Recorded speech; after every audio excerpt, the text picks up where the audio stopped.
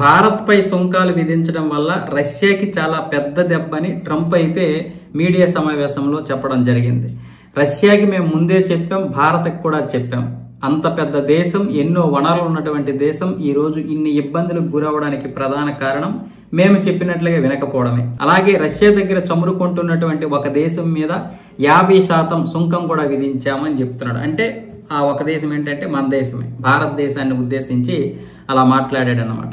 మేము ముందే చెప్పాం, అయినా సరే ఈ ఇరు దేశాల నేతలు వినలేదు అంటూ ఇటు మోదీని అటు పుతిన్ అయితే అనడం జరిగింది. అయితే పుతిన్ మా దేశానికి రావడం నేను గౌరవప్రదంగా భావిస్తున్నాను. వారితో పాటు జెలెన్స్కీ కూడా వస్తాడు. ఇద్దరూ కూడా ద్వైపాక్షిక చర్చలు జరుపుకుంటారు. నేను అవసరం అనుకుంటే నేను కూడా వాళ్ళతో పాల్గొంటాను అంటూ ట్రంప్ అయితే చెప్పడం జరిగింది. అంటే రేపు ఉక్రెయిన్ రష్యా గురించి ఆగస్టు 14వ తారీఖునైతే వీళ్ళిద్దరితో మీటింగ్ అయితే ఏర్పాటు చేయడం జరిగింది అలాస్కాలో. మరి వీళ్ళిద్దరు ఏ విధంగా మాట్లాడుకుంటారో తెలియదు కానీ దాని గురించే ట్రంప్ మాట్లాడుతున్నాడు. అయితే భారతదేశంపై టారిఫ్లు విధించడం వల్ల రష్యాకి మాత్రం చాలా పెద్ద దెబ్బ.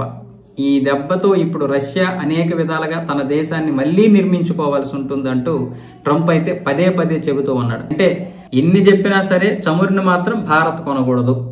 ఈ విధంగా ఉంది ట్రంప్ యొక్క విధానం. చమురు కొనకూడదు, రష్యా దగ్గర కొనకూడదు.